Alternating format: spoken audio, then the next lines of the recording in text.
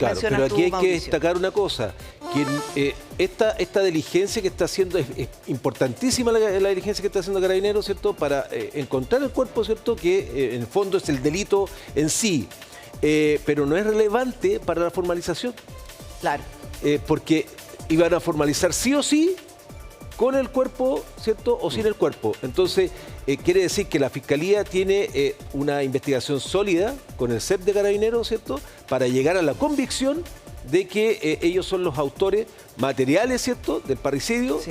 y todos los que tienen que estar involucrados en este caso. Es un desafío de un caso que partió el 8 de noviembre, José María. Así es, Pri. Y junto a nuestro experto, vamos a nuestra pasarela de nuevo, capitán Cuidado atrás, Mauro. cuidado atrás. Vamos entonces al 10 de noviembre. El 10 de noviembre es cuando se da, ¿no es cierto?, el aviso de persona desaparecida, la presunta desgracia, ¿no es cierto? Pero ahí saltamos a enero. En enero se realizan las primeras diligencias, entre ellos ir a la casa de Julio Chuñil, que es donde se cree que ella estaría. Ahora lo sabemos a posteriori, pero este fue el primer lugar que se intervino, 30 de enero. Ya, y Fíjese, eso es lo que no le pareció bien a los hijos de Julia Chuñil. 8 de noviembre, 30 de enero. Sí. ¿Qué apareció en esta diligencia? Manchas de sangre. Relatos que se pudieron contrastar en terreno y que parecen no tener coherencia en desplazamientos, en tiempos, inconsistencias. Manchas de sangre que correspondería a uno de sus hijos. ¿Y qué lleva este allanamiento en particular como consecuencia? Que la fiscal solicita al juez que autorice escuchas telefónicas.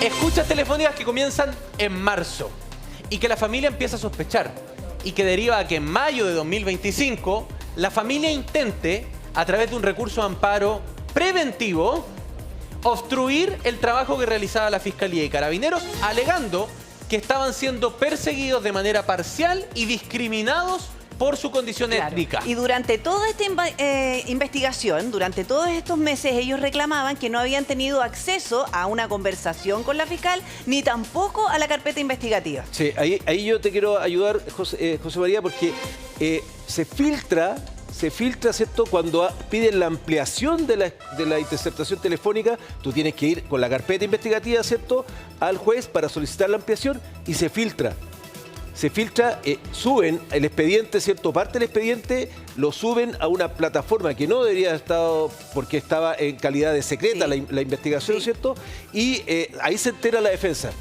Y ahí empiezan los recursos y ahí aparece, ¿cierto?, este relato donde vinculan, ¿cierto?, a un empresario, y empiezan todas estas teorías conspirativas. La ¿cierto? defensa se entera de la solicitud de las escuchas telefónicas. Sí, porque eso es gravísimo. porque Pero sube de la ampliación, erróneamente a la no de la alcanzó a ampliación. reaccionar a tiempo con las primeras interceptaciones. Claro, pero así, en marzo, abril, ya hasta mayo, las escuchas telefónicas ellos no tenían idea que los estaban ahí Exacto. interceptando. Marzo Claro. y abril ellos no tenían idea. En un momento la fiscal le tiene que pedir al juez ampliar, ¿no es cierto? Porque hay que seguir armando el puzzle. En esa ampliación sale un extracto de la solicitud.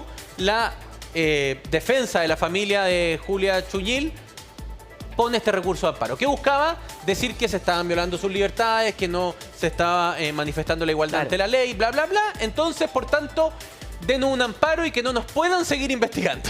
Ya, pero también ahí lo que dice Mauricio, para no dejarlo pasar, aparece un relato de una escucha telefónica que tiene que ver con el empresario. Con el empresario, claro. Y el empresario que en un párrafo, una frase que dice, a ella la quemaron. A ella la quemaron. Y ellos consideraban que esa frase era prácticamente como que estaba reconociendo el delito. Como yo la mandé a Como quemar. que yo la mandé a quemar. Que es lo que desvirtuaban, ¿cierto?, estas organizaciones, y donde muchas personas, ¿cierto?, de los poderes del Estado, para globalizar, ¿cierto?, este tema, comenzaron, ¿cierto?, a hablar sin tener conocimiento. Y eso es lo peligroso.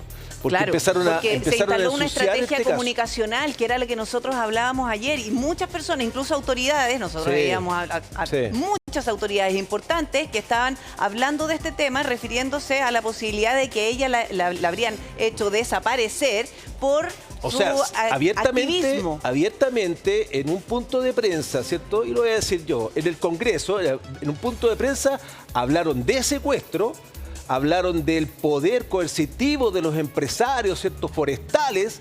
Y entonces, realmente fuertes declaraciones. vinculando a este empresario por el solo hecho de que se filtra este párrafo. Ya, y a pesar de eso, de toda esa activación mediática, la investigación seguía. Sí. Oye, seguía la investigación hasta que en octubre pasa algo clave. Canal 13 emite un reportaje donde se exponen de manera equilibrada y transparente las dos líneas de investigación y donde los periodistas no hacen más que decir de estas dos líneas de investigación, esta es la más importante que esta. Esta es la que sigue la Fiscalía con más énfasis. ¿Cuál era? La posibilidad de que los hijos estuvieran involucrados en la desaparición de su madre. Lo que hicieron los periodistas de investigación de Tele 13 fue hacer un ejercicio periodístico responsable. Samuel con Víctor fueron a terreno. Samuel entrevistó a los vecinos. ¿Y qué es lo que se empezó a saber? Y esto fue lo que generó tanto estupor en la sociedad. Primero, que Julia Chuñil, si bien gran vecina, gran protectora de los intereses de sus vecinos, no era una activista ambiental. Claro. Eso no es lo primero que se dicen planteaba. Quienes viven ahí. Entonces se empieza a caer toda una construcción del caso que se había generado. Pero sí había sido presidenta de una agrupación, entiendo, una agrupación vecinal. Vecinal, efectivamente, y que ellos tenían una disputa por unas hectáreas, ¿no es cierto?, respecto a los vecinos que viven alrededor de esta agrupación. Sin embargo, cuando va Samuel a terreno y el equipo y empiezan a preguntar, lo primero que responde los vecinos, oye, ¿por qué ustedes están diciendo que ella es como dirigente ambiental? En realidad fue por un tiempo dirigente nuestra vecinal, pero no es una activista ambiental, no está yendo a protestas, no va a dar charlas, ¿no es cierto? No, le llamaba mucho la atención a los vecinos. Y eso se constata en el reportaje. Claro, y la Fiscalía, por su parte, también decía que no existían antecedentes que constataran que ella efectivamente era una activista que realizara una actividad permanente o una activista organizada o que tuviera, por ejemplo, una labor política. Porque eso es lo que habían instalado los hijos desde un primer momento. Y tampoco la Fiscalía pudo acreditar que existieran amenazas plausibles a propósito de la supuesta actividad ambientalista. Entonces, para la Fiscalía dijo, no, bueno, ya, no es... Y eso no quita la gravedad de los hechos, que no sea dirigente ambiental no quita la gravedad de los hechos. No es eso, dice la Fiscalía. Podría ser entonces una disputa entre privados con el vecino. Claro. ¿No es cierto? Esa podría ser la otra. Y empezaron a ver el vecino y le pincharon el teléfono al vecino, Pri. Para que no digan que la Fiscalía aquí se fue solamente por un camino, ¿no es cierto? Le pincharon el teléfono al vecino. ¿Y qué salió en eso? Cuando uno lee la transcripción completa, no la frase que, ¿no es cierto? Sale que él, hablando sobre lo que él creía que había ocurrido, él decía que en el barrio se decía que la habían quemado. Claro. Y de hecho, veamos parte de los testimonios de los testigos protegidos en esta declaración. Aquí, testigo protegido que dice lo siguiente: yo sé que Julia está muerta y que tuvo una pelea con su hijo Javier en la propia casa de ella. Esto ocurrió de noche. Y que otro día, en horario diurno, Javier junto a sus hermanos Pablo y Janet fueron a la toma con la ropa de Julia y la quemaron en un tambor con benzina afuera de la casa de la toma. No sé dónde está su cuerpo, pero cuando se refieren, y ayer lo comentábamos, la casa de la toma es como, se refieren a ese sector que le llaman la toma. Sí. No la toma que nosotros habitualmente, porque la gente se podría confundir. No es que sea un barrio en donde hay una toma, no. Se le llama la toma a ese sector. ¿Sabes lo que ocurre aquí? Que este testigo, que es el 3, hay varios. Hay decenas de testigos, pero este testigo en particular también agrega en su misma declaración que le pareció extraño, y Carabineros lo empezó a seguir, porque cada vez que se sabía que alguno de ellos se iba a reunir con Fiscalía, venían de inmediato las presiones y las extorsiones de los tres hermanos. Y eso generó mucha desconfianza y alertó a la Fiscalía, porque eso efectivamente podría tratarse de una presión indebida. ¿Con qué intención, con qué interés aquellas personas que iban a ir a declarar a la Fiscalía? Y no solo eso, la segunda víctima de estos delitos que van a ser formalizados hoy, a no perderlo de vista, 90 años, un adulto mayor, por el delito de robo con violencia, dicen que el origen de ese delito es precisamente que ese adulto mayor prestó declaración a la Fiscalía. Exactamente. Ahora, es bien relevante ese punto, porque eso también son cargos que se le podrían imputar en la formalización del robo con intimidación. Pero, tal como dices tú, José María, ayer nos enteramos con los periodistas de Tele 13 que eso estaría relacionado a esas amenazas veladas que ejercían estos hermanos cuando sabían que una persona iba a ser entrevistada o iba a declarar ante la Fiscalía. Y lo que tenemos que entender, me imagino, Mauro, tú estuviste en esa zona, también trabajaste, capitán, usted también la conoce, que hay además una cosmovisión. Efectivamente son miembros del pueblo mapuche, viven en comunidad, hay un sentido de comunidad, ¿no es cierto?, respecto a la tierra. Entonces todos se tienen que haber conocido y por eso tienen que haber ejercido esta coacción tan clara, ¿o no, Mauro? Y por lo mismo que los jueces de garantía de la macrozona sur son más estrictos para el nivel de prueba. Por lo tanto, cuando tú vas a solicitar una interceptación telefónica, los jueces dicen no. Y puede, por eso la demora. Es decir, oye, pero ¿por qué se demoraron tanto? Sí, porque el juez dice no, lo más probable que haya ocurrido, no conozco la carpeta investigativa, pero lo más probable que haya ocurrido es que cuando fueron la primera vez a solicitar, queremos interceptar estos teléfonos, el juez le haya rechazado. Fueron en una segunda oportunidad, mire, ahora tenemos más información, puede que la haya rechazado. Y por eso que recién en marzo se logra, ¿cierto?, esta posible, ¿cierto?, investigación de poder tener esta interceptación telefónica. Pero aún más, el hecho, ¿cierto?, de que involucren a empresarios, ¿cierto?, y todo esto que ocurre en la macrozona sur, evidentemente aumenta el nivel de conmoción pública, digamos, claro, ahí en la zona. Y tenemos que considerar que uno de los elementos básicos de la investigación es el gatillante. ¿Qué gatilla este homicidio? Que es la base de la investigación, básicamente. ¿Qué gatilla este homicidio? ¿El terreno?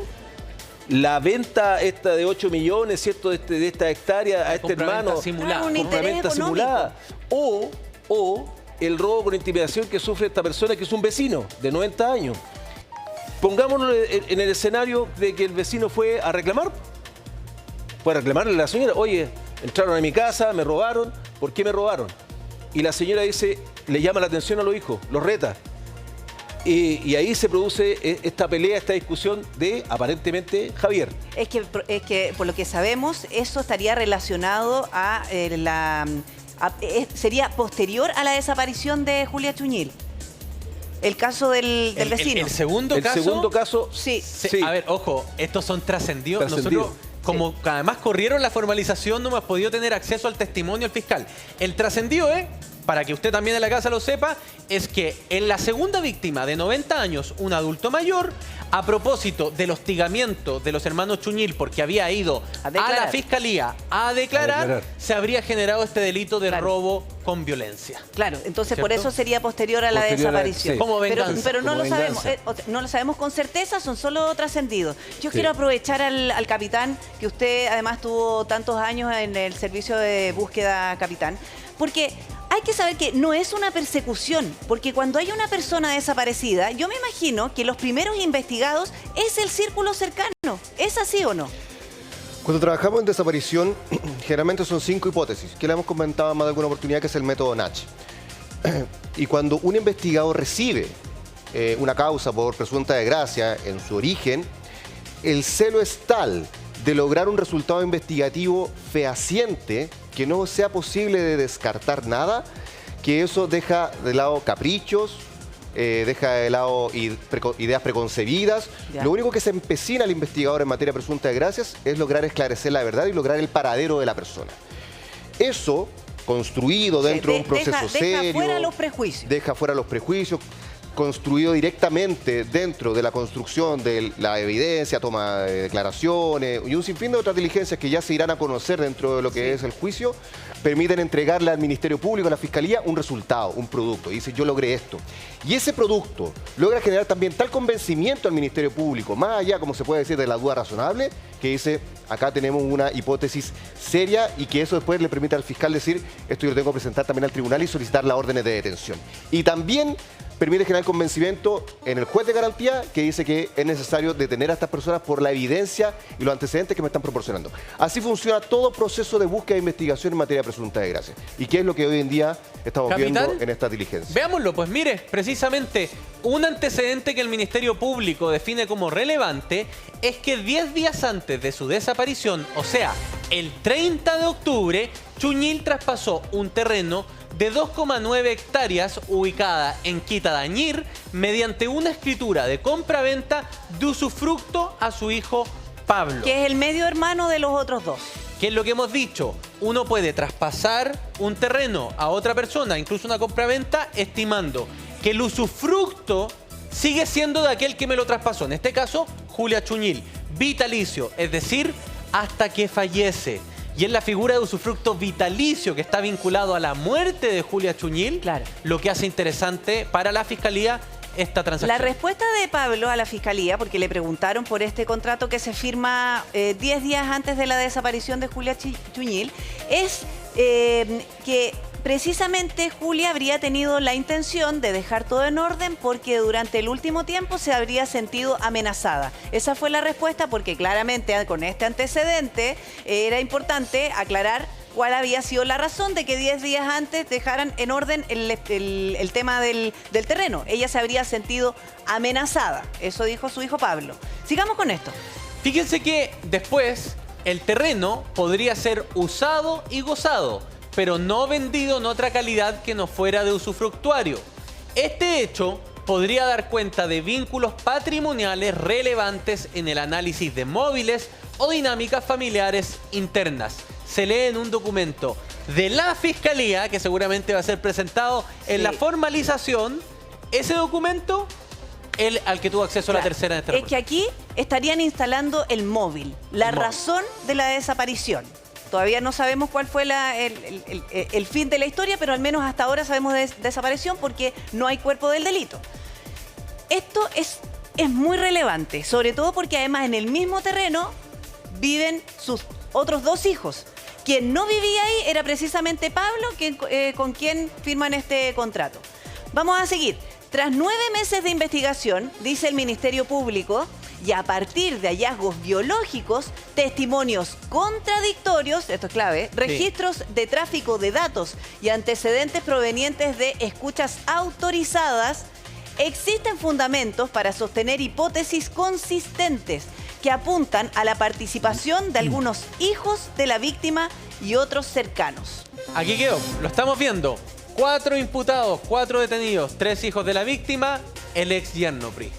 Sí, y aquí hablábamos de la fecha, porque la fecha de desaparición fue el 8 de noviembre. Y mira, para la Fiscalía, Javier en sus declaraciones presentó inconsistencias en los horarios del aviso del extravío y en la descripción de quién lo acompañó a buscar a su madre el 10 de noviembre. Es que cuando uno está buscando un familiar, tiene clarísimas las fechas, los horarios, quién te acompaña, qué hiciste antes, después. O sea, uno tiene que saber acordarse de todo eso. Y aquí hubo contradicciones clave. Javier es, de acuerdo a lo que hemos podido averiguar, el de mayor contradicciones, el más comprometido, el que primero levantó sospechas. ¿Okay? Rasgos biológicos, ya lo hemos dicho, carretilla, puerta, pero también resulta que Javier fue muy inconsistente en las declaraciones a los investigadores, PRI. Él no logró dar las respuestas que los investigadores le estaban dando. ¿Y qué es lo que pasa? Como él vivía con Julia Chuñil y con su hermana rápidamente es sujeto de investigación. El último que entra a esta investigación es Pablo. Mira, y antes de ir con Héctor, porque están pasando cosas allá, es importante destacar esto, porque en otras declaraciones fue mencionado, declaraciones de testigos y personas que fueron entrevistadas, fue mencionado como autor de la muerte de su madre y se le atribuyen conductas sospechosas tales como la quema de ropa y actitudes hostiles hacia testigos. Eso en el caso de Javier.